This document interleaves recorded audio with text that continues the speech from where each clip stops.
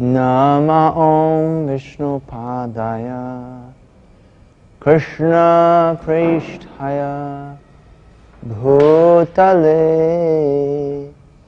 Srimate Bhaktivedanta Swami Iti Namine Namaste Saraswate Deve Gauravani Pracharine Nirvishesha Shunyavadi Paschatya Tarine Shri Krishna Chaitanya Prabhu Nityananda Shri Advaita Gadadhar Shivasadi Gaura Bhaktavrinda Hare Krishna Krishna Krishna Hare Hare Hare Rama Rama Rama Hare Hare. तो ये हमारा प्रचार है. हरे कृष्ण बोलो, हरे कृष्ण महामंत्र. हरे कृष्णा कृष्ण कृष्ण हरे हरे, हरे राम राम राम हरे हरे. यही प्रचार है हमारा. हरे कृष्ण बोलो और सुखी रहो.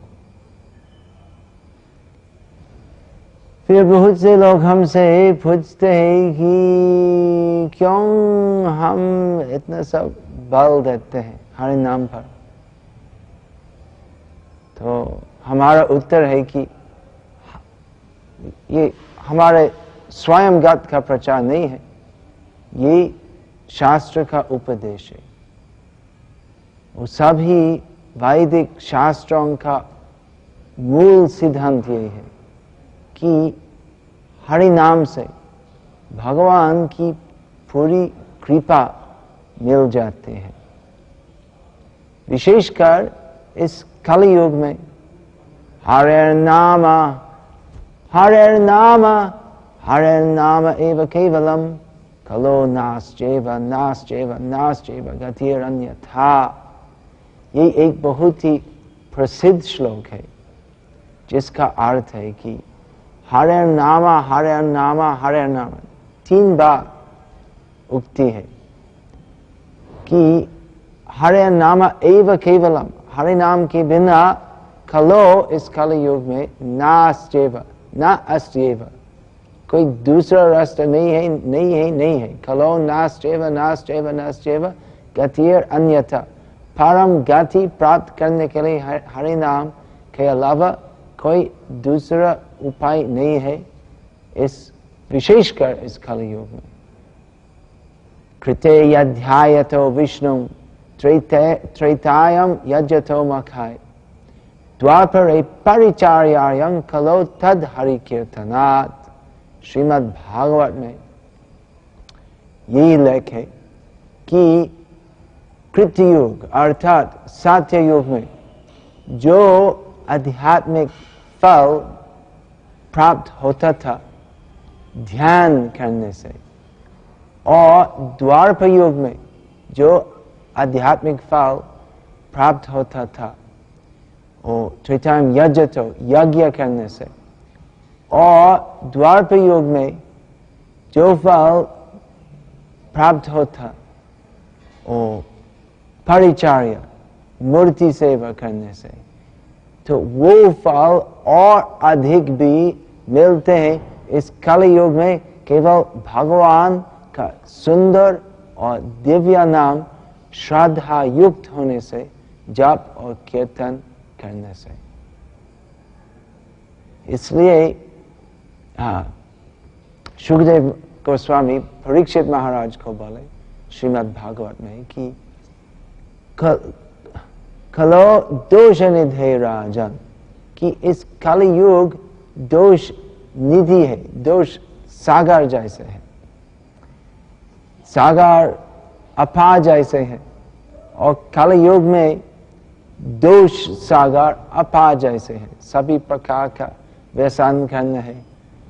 आज का जमाना में समाज में सभी प्रकार का पाप करना नॉर्मल है।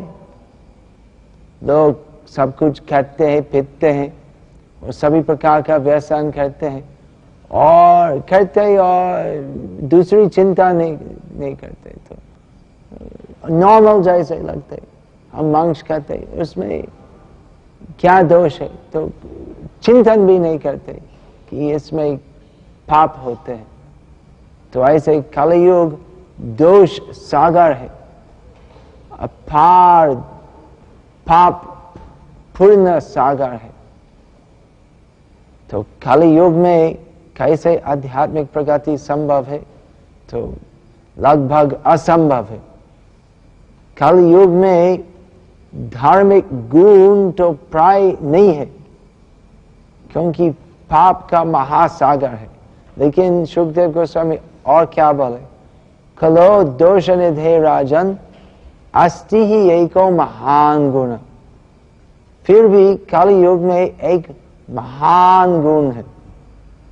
बहुत बहुत बहुत बहुत बहुत बहुत बहुत दोष है, लेकिन एक महान गुण है। वो क्या है? कीर्तनाद एव कृष्णस्य मुक्त संग परं व्रजत।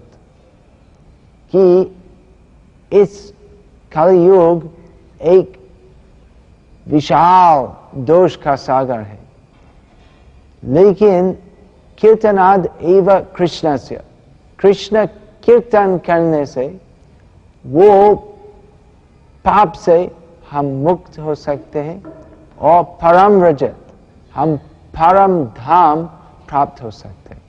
इसलिए भागवत में और भी कहना है कि कलिंग सभज्यन्त्यार्य गुणज्ञा सारभागिना यत्र संकीर्तनेन सर्वस्वार्थोऽभिलभ्यते। अर्थात सबसे बड़े बुद्धिमान व्यक्ति ऋषिगण कलि युग का प्रशंसा करते हैं। क्योंकि कलि युग की प्रशंसा करते हैं। कलि युग तो दोष सागर है। कलि युग में पाप करना तो नॉर्मल जैसे होते हैं। तो क्यों सबसे बड़े बुद्धिमान ऋषि मुनिगण इस कलि युग की प्रशंसा करते? क्योंकि यही गुण है। कलि युग में आगा श्रद्धा से भक्तजन हरे कृष्ण कृष्ण कृष्ण हरे हरे, हरे राम राम राम हरे हरे, और भगवान के अनन्य नाम से कीर्तन करते हैं। तो आसानी से बिना कष्ट से पूरा आध्यात्मिक जीवन का फल अर्थात कृष्ण प्रेम भक्ति प्राप्त कर सकते हैं। तो इसलिए जो सबसे बड़े बुद्धिमान ऋषिगण जो आध्यात्मिक जीवन का सार स्वीकार करते हैं, वे कलि युग की प्रशंसा करते हैं, क्योंकि कलि युग में केवल हरि नाम करने से, इस सरल उपाय से सभी प्रकार की आध्यात्मिक सिद्धि आसानी से प्राप्त होती है। तो ऐसे शास्त्र में बहुत बहुत प्रमाण है कि हरि नाम करना चाहिए, विशेषकर इस कलि युग में। हरे कृष्ण कृष्ण कृष्ण हरे हरे, हरे राम राम राम हरे हरे, इति शौराशकम नाम नाम कलि कल्मष नाशनम नातः परतरम नान्यत् सर्ववेदेषु दृश्यते। कि हरे कृष्ण महामंत्र जिसमें 16 नाम 32 अक्षर है, तो केवल इस हरि नाम का उच्चारण करने से सभी प्रकार के कल्मष अर्थात दोष, कलि कल्मष नष्ट होते हैं भगवान का नाम लेने से।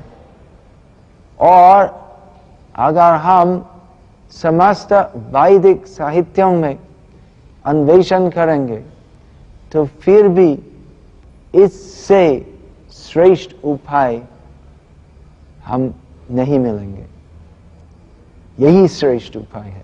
इसलिए चैतन्य महाप्रभु भी बोले हरे कृष्ण कृष्ण कृष्ण हरे हरे, हरे राम राम राम हरे हरे।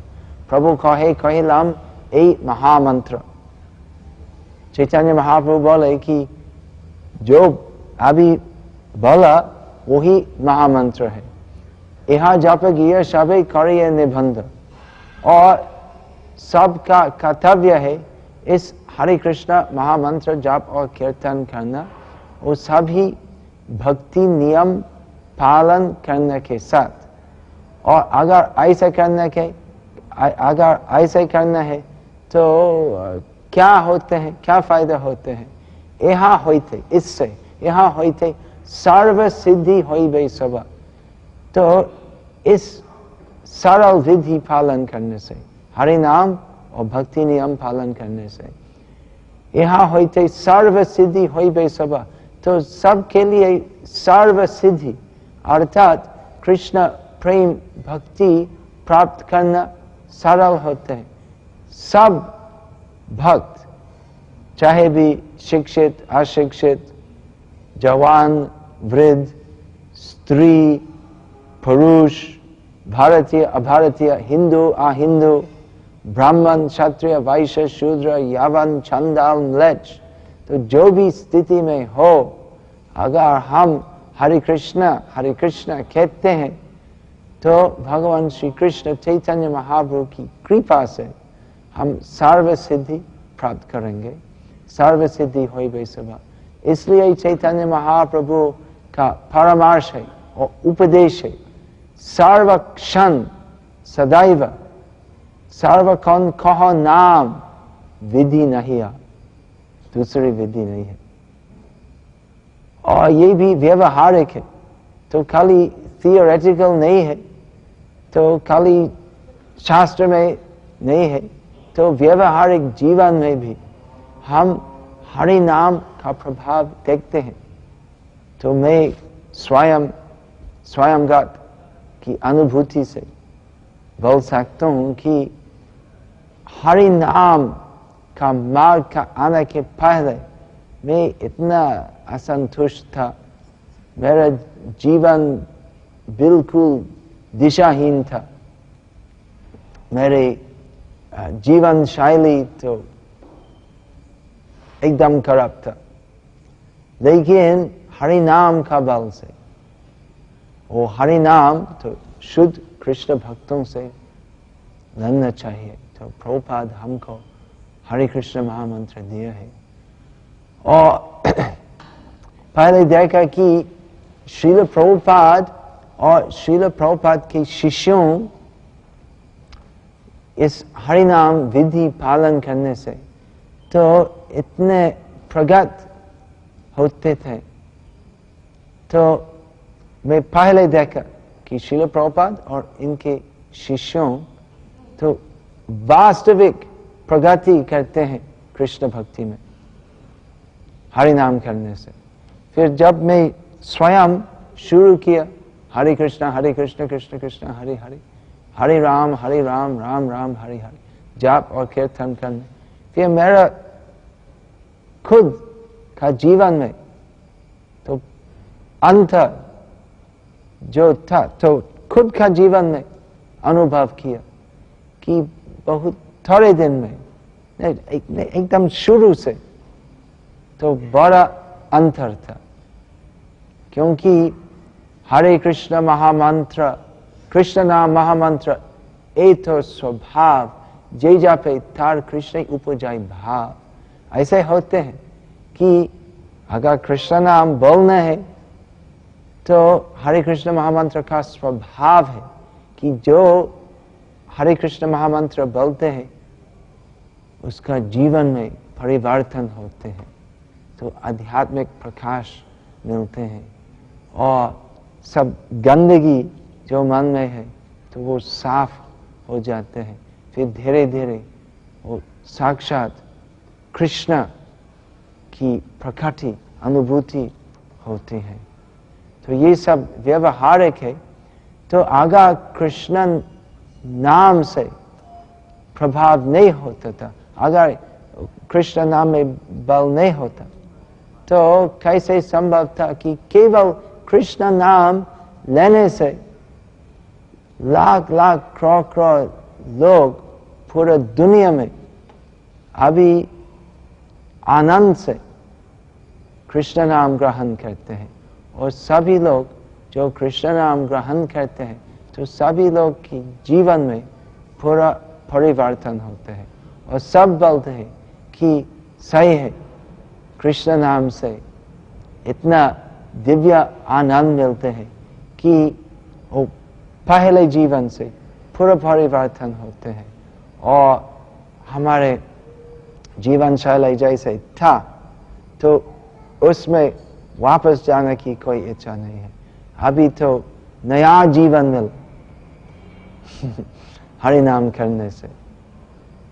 तो अगर कोई पूछते कि क्या हरि नाम से इतने सा प्रभाव होते हैं, तो उतना सा नहीं होते। तीर्थ यात्रा करने से, तपस्या करने से, यज्ञ बनाने से, और तो शास्त्र में बहुत प्रकार का पुण्य कर्म होते हैं, तो वो हरि नाम के समान नहीं है। हम देखते हैं कि भारत में आज तक, आज के जमाने में भी तो बहुत ऋषि है, योगी है जो कठोर तपस्या करते हैं।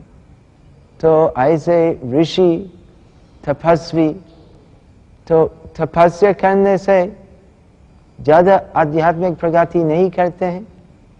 हमारा क्या राय है कि गृहस्थ लोग जो स्थिति में रहते हैं और अपना काम में व्यस्त रहते हैं और साथ ही साथ भक्ति करते हैं, हरि नाम करते हैं, हमारा क्या राय है कि गृहस्थ जन जो भक्ति करते हैं, नाम केंद्रिक भक्ति करते हैं, और योगियां जो हिमालय पर्वत में गुहा में रहते हैं और तपस्या करते हैं और ध्यान करते हैं, तो दोनों में कुछ क्या पार्थक्य है?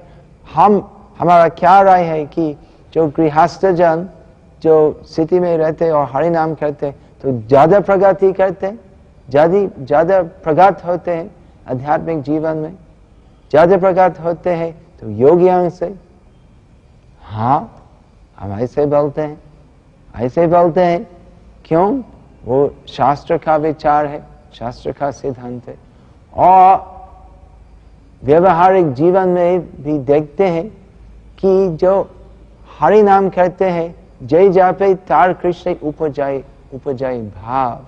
तो जो माला करते हैं, हरि नाम जाप करते हैं, तो इतने बड़े तपस्वी नहीं होने के भी तो इतने सब प्रगत होते हैं कृष्ण भक्ति में कि भगवान कृष्ण बहुत संतुष्ट होते हैं ऐसे व्यक्तियों की भक्ति से। और तपस्वी योगियां तो इतने सब तपस्या करते हैं भी, फिर भी भगवान इतने से संतुष्ट नहीं होते हैं ऐसे तपस्या करने से। भगवान कृष्ण कहते हैं श्रीमद् भागवत में, न साधयति माम योग्यो न धर्म्यम संख्यम उद्धव न स्वाध्यायस्तपस्त्यागो यथा भक्तिर ममोर्जिता। श्री कृष्ण कहते हैं कि धर्म पालन करने से, संख्या योग पालन करने से, न धर्म न साधयत योग अभ्यास करने से, न साधयति माम योगो न धर्म्यम संख्यम उद्धव न स्वाध्यायस्त स्वाध्याय करने से, तपस्या करने से, त्याग करने से। तो ये सब धार्मिक विधि पालन करके भी मुझको, श्री कृष्ण कहते हैं, मुझको इतना सा आनंद नहीं देते हैं मेरी भक्ति करने से। अर्थात भक्ति ही श्रेष्ठ उपाय भगवान श्री कृष्ण को प्रीति देने के लिए। और श्री कृष्ण को प्रीति देना तो ये आध्यात्मिक जीवन का सार है। तो इसलिए दीर्घ समय में भी अगर योग अभ्यास करना है, तपस्या करना है, त्याग करना है, स्वाध्याय करना है, लेकिन उसमें भक्ति भावना नहीं होती है, तो भगवान श्री कृष्ण अधिक संतुष्ट नहीं होते हैं। और अगर श्री कृष्ण संतुष्ट नहीं होते हैं तो वास्तविक आध्यात्मिक जीवन की प्रगति नहीं होती है, क्योंकि आध्यात्मिक जीवन की प्रगति का सार है श्री कृष्ण को संतुष्ट करना। तो इसलिए केवल हमारे राय नहीं है, तो ये बिल्कुल सही है, ये शास्त्र का सिद्धांत है कि एक गृहस्थ भक्त, चाहे भी गृहस्थ हो या ब्रह्मचारी हो या वानप्रस्थ हो या गृहस्थ हो, तो जो भी स्थिति में हो, अगर कोई व्यक्ति भक्तिमान होते हैं और श्रद्धा से हरे कृष्ण महामंत्र जपते हैं, तो चाहे भी वो बड़ा त्यागी ना हो, चाहे भी वो आराम में गृहस्थ जीवन में रहते हैं, लेकिन अगर वो व्यक्ति का हृदय में पूरी भक्ति भावना है, तो वो भक्ति भावना से भगवान कृष्ण संतुष्ट होते हैं।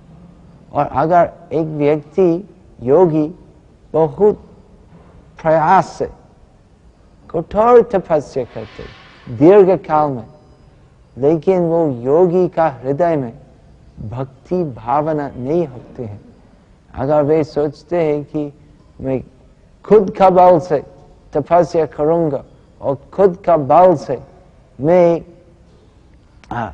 आध्यात्मिक प्रगति करूंगा, तो ऐसे मनोभाव से श्री कृष्ण संतुष्ट नहीं होते। दाहिने भाव से भक्ति करना चाहिए, दाहिने भाव से हरि नाम जप करना चाहिए, और इससे भगवान संतुष्ट होंगे। और अगर भगवान संतुष्ट हो तो क्या करना है, और कुछ करने का कोई आवश्यकता नहीं है। ये आध्यात्मिक जीवन का चरम स्तर है। जो भक्त है गृहस्थ होने के भी, तो हरि नाम करने से जीवन की पूरी संसिद्धि प्राप्त होती है। अर्थात हरि नाम करने से हम साक्षात भगवान के धाम जा सकेंगे। ये भगवान की प्रतिज्ञा है, मन्मना भव मद्भक्तो मद्याजी मांग नमस्करो मामे वैशसी सत्यम ते प्रतिज्ञाने प्रियोसी में। श्री कृष्ण कहते हैं भगवद गीता में, तो मेरे भक्त बनो, मेरी भक्ति करो, मुझको नमस्कार करो और मन्मना भव मद्भक्तो मद्याजी मांग नमस्करो और मेरी पूजा करो। और श्री कृष्ण कहते हैं कि मेरा वचन है, मेरी प्रतिज्ञा है कि अगर तुम वैसे करोगे तुम निश्चय ही मेरे पास वापस आओगे। तो भक्ति सरल है और भक्ति विशेषकर इस कलि युग में भक्ति हरि नाम से करना है तो बहुत ही सरल है। लेकिन भक्ति करने से, हरि नाम करने से वो हित जो मिलते, फायदा जो मिलते, तो तपस्या करने से बहुत ही बड़ा है, यज्ञ करने से बहुत ही बड़ा है, वो वर्णाश्रम धर्म पालन करने से बहुत ही बड़ा है, सांख्य योग करने से और किसी प्रकार का योग पालन करने से वो वर जो हम भगवान से मिलते सबसे बड़ा होते हैं। नहीं धर्म से, साधारण धर्म से, नहीं योग से, नहीं कर्म कांड पालन करने से, नहीं ज्ञान से। तो भगवान की भक्ति करना जिसका केंद्र होते हैं, जिसका सार होते हैं हरि नाम, तो हरि नाम करने से और सभी दूसरी भक्ति विधि पालन करने से हम परम कल्याण प्राप्त होते हैं। वो परम कल्याण है कि भगवान संतुष्ट होते हैं हम के ऊपर और भगवान इनके परम वर देते हैं कि हम इनके धाम जा सकते हैं और वहाँ पर चिरकाल में इनकी सेवा कर सकते हैं। इसलिए हमारा प्रचार है हरे कृष्ण कहो और सुखी रहो। इस जीवन में आप सुखी होंगे और इस जीवन के बाद आप भगवान के धाम जाएंगे और वहाँ पर चिरकाल में दिव्य आनंद सुखी स्थिति में रहेंगे। हरे कृष्ण।